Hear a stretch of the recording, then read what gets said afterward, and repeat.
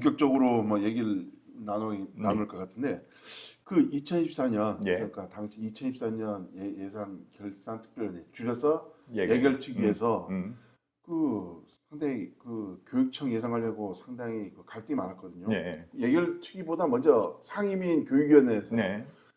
그 모든 뭐 우리 이남구 의원님뿐만 아니고 모든 교육위원님께서 음. 도교육청의 소통 문제 상당히 불쾌함을 그 내비쳤는데 이게 안 고쳐지는 것 같아요 여전히. 어떻게 보십니까? 글쎄 이런 부분은 뭐 계속 뭐 문제가 제기될 부분일 거예요. 이제 한쪽에서는 좀 뭐 우리는 할 만큼 다 했다. 한쪽에서는 좀 모자라다. 이런 부분은 뭐 매해마다 나타나는 문제이기 때문에. 근데 이번 이 예산 과정에서의 큰 쟁점은 디지털 교과서에 따른 디지털 기기 구입이나 망 이거였습니다. 이제 우리가 상임위에서 다룰 때는 서로 급하지 않았다. 이게 그 부분이 아마 집행부에서 우리 상임위로 설명이 조금 모자라지 않았나. 이제 그 후에 상임위에서 의결을 거치고 난 다음에 교육부에서 지침이 내려온 게 저희들 이렇게 자료로 확인을 했죠. 자료로 확인했고 그러면 이 망 사업은 우리 아이들의 교육 환경을 위해서 좀 늦추면 안 될 거다. 뭐 그런 얘기가 돼서 뭐 물론 아까 우리 양 대표님께서는 뭐 우리 상임위에서 결의한 거를 예결위에서 증액하는 부분에 대해서 삭감한 걸 증액하는 부분에 대해서 약간 부정적인 의견을 갖고 계시는 의원님들도 분명히 있었습니다만 전후 사정이 조금 틀린 거를 확인하고 이거는 약간의 소통의 문제일 수도 있고 집행부에서 미리미리 좀 이런 부분을 좀 얘기를 해줬으면 상임위에서 충분히 우리가 뭐 큰 규모의 삭감을 했지만 충분히 그걸 뭐 우리가 다른 예산으로 전용한 게 아니었기 때문에 기금으로 만들어 놓자 했었던 거기 때문에 충분히 이제 이해가 가능한 부분이었는데도 불구하고 약간 이제 시간차가 있었던 것 같아요. 근데 그런 부분이 아까 양 대표님 얘기하신 것만큼 큰 갈등은 아니었고요. 충분히 집행부에서 예결이 우리 통과하기 전에 상임위에 충분히 논의를 했기 때문에 그런 과정은 뭐 큰 문제가 없지 않았나. 물론 이제 몇몇 의원님들께서는 상임위에서 충분히 우리가 더 심도 있게 논의된 거다. 예결위는 좀 더 다양하게 큰 논의를 하는 거기 때문에 상임위에서 좀 더 심도 있게 논의됐으면 좋았을 거다 하는 이런 의견 정도는 비춰보고 그 후에는 뭐 큰 문제는 없었던 것 같습니다. 지금 알아야 될 게 뭐냐면 일부에서는 솔직히 500 그 교육위원회 상임위인 교육위원회에서 500억 이상 삭감 사상 최대 삭감을 했는데 어쨌든 간에 예결특위 본회의를 통해 그 400억 한 100억 정도가 보건대 그게 뭐 나중에 나오겠지만 디지털 교과서 관련 부분인데 지금 교육 가족들이나 도민들이 오해하는 게 뭐냐면 500억 삭감할 때 분명히 기금으로 조성하라고 상임위에서 말씀하셨죠.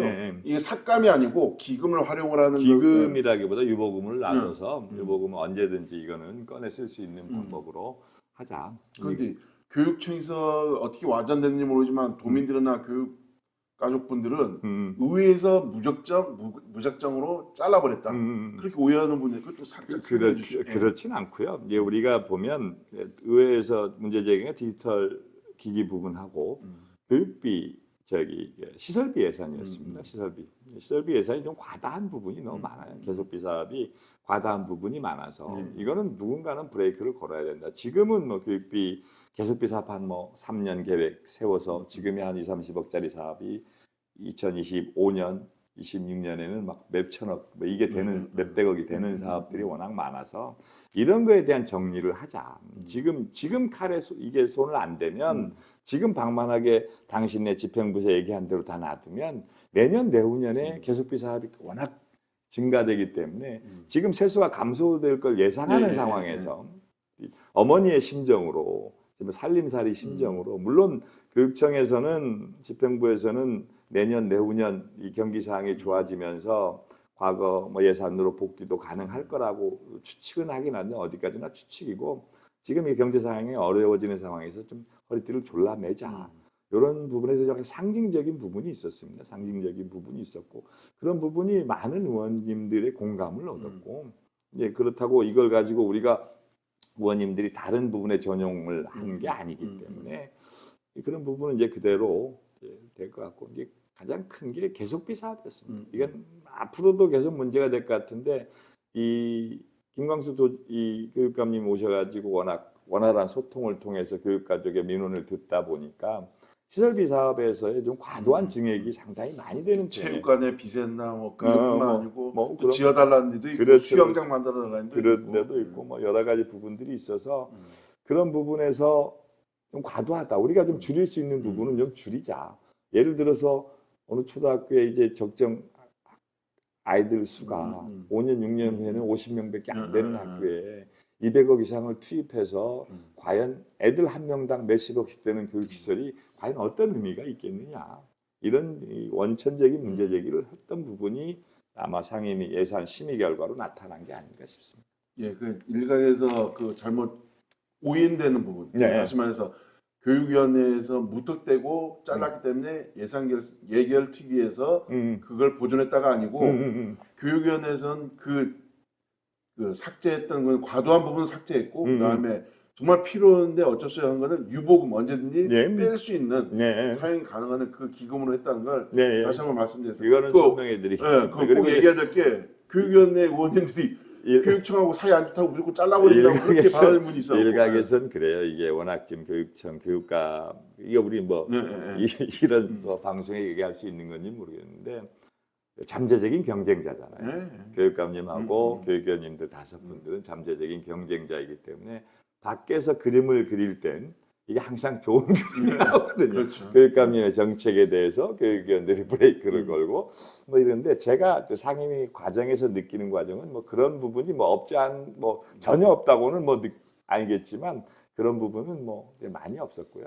아까도 얘기했지만 과도한 시설비 부분에 대해서 이건 분명히 개선이 필요하다. 그거에 대한 경종을 울리는 차원에서 이 전체적인 예산 부분을 삭감했다. 이렇게만 말씀드릴 수 있을 것 같습니다. 좀 체계적이고 의원님들하고 좀 소통이 있어갖고 체계적으로 스텝 바이 스텝식으로 네. 좀 체계적 계획을 해갖고 의원님 해갖고 어디부터 어느 초등학교 어느 고등학교 이런 식으로 시설 개선해 나갔습니다 하면 좋은데 그냥 민원 받아들이면 오케이 하고 해버리니까 그 안에 또 세세하게 얘기하면 좀 틀리겠지만 문재인 정부 시절 그린 스마트 학교 부분이 이제 올해로 작년 말로 일몰이 돼가지고 이제 국비가 이제 내려오지는 않는데 미리 계획돼 있던 부분들이 이제 우리 스스로 이제 해야 되는 지방비를 들이고 해야 되는 여러 가지 부분들이 있는데 그게 좀 과도하게 좀 많이 부풀려져요. 이제 처음에 한 100억 정도 기획했던 예를 들어서 100억 정도 기획했던 게 재작년부터 사전 심의 계획 제도라는 게 생겼어요.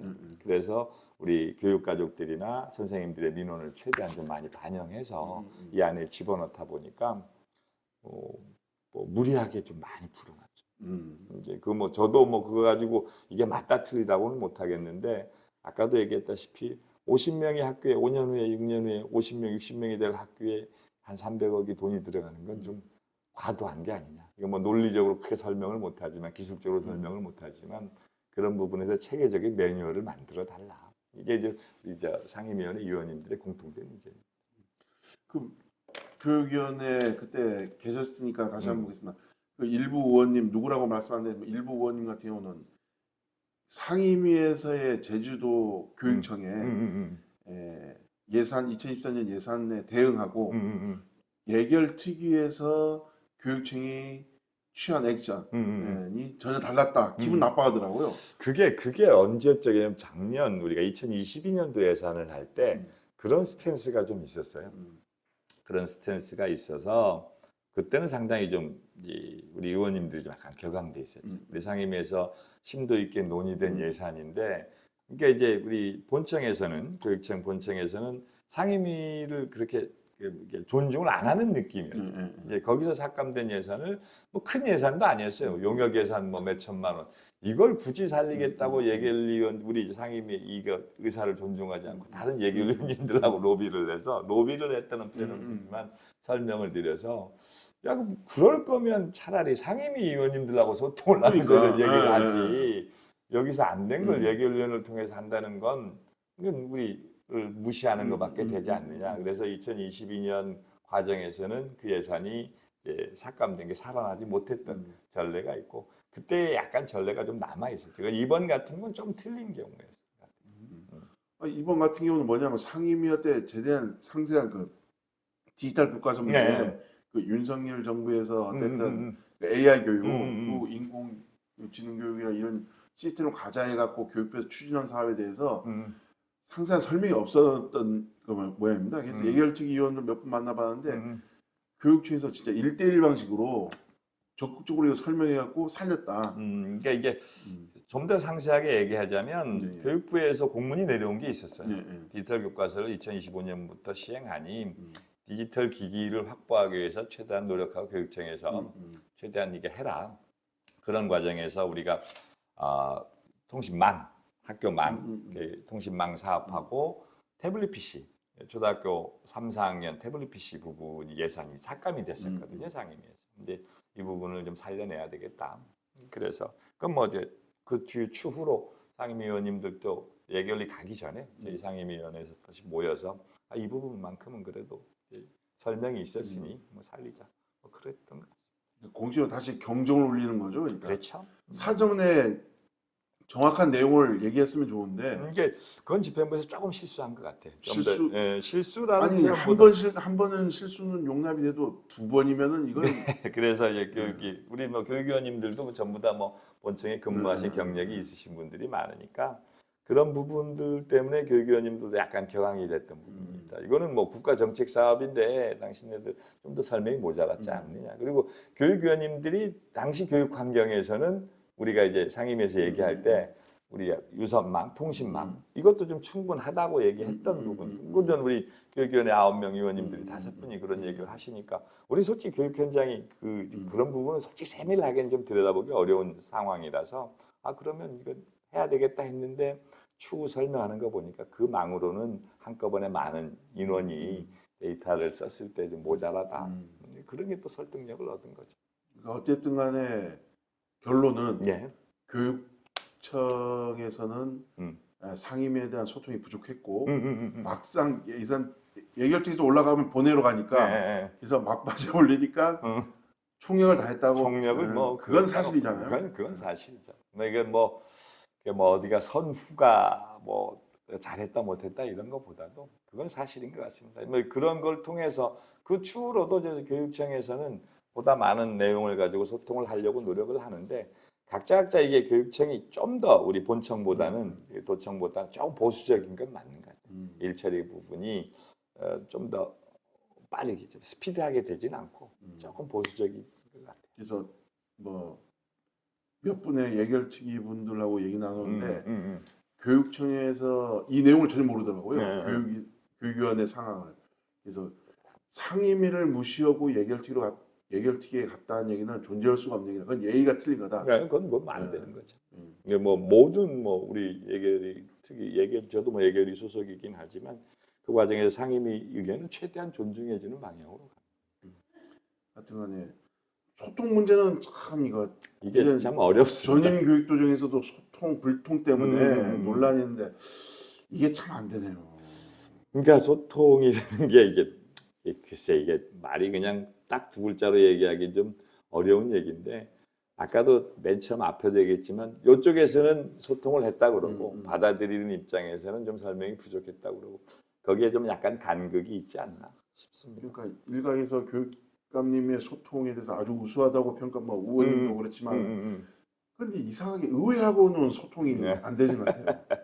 정무 라인이 없어서. 정무 라인이 그러니까 처음에 제가 교육위원회 왔을 때 정무 부교육감 뭐 이런 형태로도 얘기하고 뭐 이게 했었는데 지금 현재 컨트롤 타워 부분 뭐 정책기획실장님이라든가 교육국장님이라든가 뭐 열심히 노력하고 계시는데 정무 라인에서 좀 더 이제 우리 의원님들하고 이 개개인 사안에 대해서 좀 얘기할 수 있는 여러 가지 시간들이 확보가 조금 어렵지 않나. 근데 그런 부분이 무슨 뭐 조직 개편을 통해서 할 수 있는 건 아니고요. 기존에 있는 분들도 저희들도 마찬가지고 저희들도 먼저 정보를 알려고 다가가야 되는데 그런 면이 좀 미흡하지 않나 싶기도 하고 이 부분은 뭐 앞으로도 계속 얘기가 나오는 문제니까. 아우 숨가쁘게 달려왔는데요. 우리 뭐 워낙 그 방대한 지식을 가지고 계신 분이 그렇지는 않습니다. 그렇지는. 윤석열 정부 들어왔고 교육 정책에 대해서 상당히 신경을 많이 쓰네. 특히 디지털 교과서, AI 교육. 그 부분 우리 의원님이 그 점도 많이 잘 아시니까 좀 네. 디지털 교과서하고 AI 교육에 대해서 좀 말씀해 주시죠. 네. 디지털 AI 디지털 교과서는 기존의 디지털 교과서는 약간 문서화되어 있는 우리가 이제 교과서를 그대로 이 PC에 옮겨놓는 형태의 교과서인데 지금 윤석열 정부가 추진하는 디지털 교과서는 AI형 디지털 교과서라 그래서 지금 선생님 한 분이 단 20명에서 25명 정도 학생을 가르치고 있잖아요. 이제 그러다 보니까 학생들 한 명 한 명이 개별 교육, 뭐 학생 수에 맞춘, 학생의 이 수준에 맞춘 수업이 좀 어려우니 AI형 디지털 교과서를 통해서 보조교사 형태로 디지털 교과서를 도입하자. 이게 전체 이 정책의 축입니다. 정책의 축이고 그게 이제 2025년도부터 지금 영어, 수학, 정보 과목에 투입이 됩니다. 이게 초등학교 4학년, 5학년 그리고 중학교 1학년 그리고 고등학교 과정이 일반 과목 뭐 이제 선택 과목 이렇게 돼 있는데요. 그렇게 돼 있습니다. 이게 AI 교과 디지털 교과서가 아직 실체가 나와 있진 않고요. 실체가 나와 있진 않고 작년에 뭐 저희들도 한 10개 학교에 시범 교육을 해서 그 결과물이 한 2월 달 정도에 나옵니다. 원래 2월요? 네, 2월 달 정도 디지털 교과서가 나오는데 여기도 보면 아직 이게 추상적으로 이게 나와 있긴 한데 이 결과물이 좀 나와 있진 않아서 그리고 이제 어떤 게 데이터들을 보면 선생님들의 수준에 따라서 이건 디지털 교과서를 활용하는 선생님들의 수준에 따라서 애들의 교육 형평성 문제도 제기되고 이런 부분이 있어서 디지털 교과서 글쎄 모르겠습니다. 우리 정부 정책이니까 하긴 하는데 이게 앞으로도 논란거리가 되긴 될 것 같습니다. 망을 깐다는 얘기는 학교로 깐다는 얘기가 아니면 각 학교의 유선망이 한꺼번에 많은 데이터들을 소화하기는 지금 있는 유선망으로는 좀 어렵다. 이제 그 망 사업을 좀 해야 된다. 뭐 이런 얘기죠. 이번 사업이 한 200억 정도 소요되는 거죠? 그렇게 될 것 같습니다. 이제 망 사업이 좀 많이 들더라고요. 저도 뭐 그렇게까지는 몰랐는데 그 이번 예산안에 어쨌든 복원된 예산안 중에서 네. 이게 태블릿 PC지 노트북은 아니지 않습니까? 노트북은 뭐 우리 교육감님 공약 사항이었고요. 이거는 지금 우리가 3, 4학년 이제 4학년, 5학년 이제 애들이 디지털 교과서를 담을 수 있는 태블릿 PC. 그러니까 이제 우리가 저번에 상임위에서도 우려했던 부분이 뭐냐면 디지털 교과서의 사양도 아직 안 나왔고 어떤 형태로도 안 나왔는데 과연 이게 태블릿 PC를 담을 수 있는 디지털 교과서냐? 아니면 진짜로 노트북 정도 고급 사양이 돼야 들어갈 수 있는 거냐 이것도 모르기 때문에 그런 부분이 좀 논의가 좀 됐던 거예요. 그래서 태블릿 PC로 안 될 수도 있지 않느냐. 그럼 태블릿 PC는 좀 미리 삭감했다가 이게 그 틀이 나오면 진짜로 할 수 있는 디지털 기기로 하자. 뭐 이런 얘기도 나왔었고 그리고 요즘 뭐 학생들이 문제되는 디지털 하다 보니까 디지털 리터러시 교육이 안 돼 있는 상태에서 디지털을 활용하는 상황 이런 부분에 대한 우려들도 좀 많았고요. 근데 뭐 이제 AI가 대세기 때문에 뭐 수학, 영어, 정보 과목에 아이들한테 맞춤형. 뭐 지금은 우리 학교에도 보면 선생님 가르치고 수업 듣는 애들 반, 자는 애들 반 이랬잖아요. 그러니까 이게 디지털 교과서 나오면 학생형 맞춤, 그 학생의 수준에 맞춰서 AI 교과서가 약간 보조교사 역할을 하고 선생님이 역할을 하고 좀 더 다양한 교육 기회를 제공했다는 게 디지털 교과서의 정책의 주 본질 같습니다. 2025년이면 얼마 안 남았는데 뭐 사양이나 이런 게 안 나오면 또 정치에서 혼란이 있겠네요. 쉽지는 않을 것 같아요. 이게 모르겠어요. 이게 뭐 지금 워낙 뭐 현대 기술의 힘이 워낙 발달해 있으니까 가능할지 안 가능할지 모르겠는데 아마 2월 달에 한 10개 학교에서 우리가 제주도 교육청 내에서도 이제 시범 교육청으로 돼서 선도를 해봤으니까 그 결과를 나와보면 근데 이제 우리가 노트북을 이제 애들한테 주고 그 결과를 작년에 한번 비춰봤을 때 이 노트북을 활용한 교육 부분이 편차가 좀 심해요. 선생님들의 수준에 따라서 편차도 심하고 예, AI 교과제 디지털로 수업을 했더니 학생 집중도가 더 떨어지더라는 이런 결과도 나와요. 처음에 원래 계획은 이렇든 저렇든 수업을 좀 더 많은 사람들이 참여하게끔 하는 게 이게 정책의 주요 목적인데 공부 잘하는 학생들 진짜로 수업에 관심 있는 학생들로만 좀 더 디지털 통해서 좀 더 되고 그 외의 학생들은 더 나쁘다. 이제 부익부 빈익빈이 더 격차가 벌어지는 이런 형태의 이제 이 연구 결과들도 나와 있어서 좀 걱정은 걱정입니다. 좀 더 이게 정착하기 위해서는 좀 더 시간이 좀 필요하지 않을까. 그리고 이제 시범 사업을 통해서 2월달에 결과가 나오겠지만 그 결과를 통해서 교육청에서도 또 준비를 좀 더 해야 되지 않을까. 뭐 이런 생각을 하고 어쨌든 있습니다. 여기서 지금 얘기할 게 아니고 2월달 결과 나왔고 그걸 검증해갖고 예. 그 해당 내용에 대해서 설명이 훨씬 낫겠네요. 그렇죠. 그렇게 되고 뭐 그건 이제 우리 교육청 내 문제고 뭐 정부 정책이다 보니까 정부에서도 나름대로 좋은 정책이고 이 정책을 하면 정책의 효과나 이런 부분이 분명히 볼 수도 있는 부분이 있음에도 불구하고 부작용이 많다 그러면 재고의 여지도 분명히 있는 거죠. 예. 예. 하여튼 뭐 우리 이남근 의원님하고 얘기를 나눴는데 뭐 교육에 소위 이남근 의원님은 네. 교육위원이 아니고 일반 도의원입니다. 그런데 교육위원 오셔갖고 상당히 많은 성과도 이뤘고 그렇진 않습니다. 그래서 그 2월달 예. 어쨌든 우리 이남근 의원님께서는 이걸 지금 상당히 그 AI 교육, 예. 디지털 교과서에서 신경을 쓰고 있으니까 2월달 나오고 어느 정도 그 현안에 대해서 한번 네.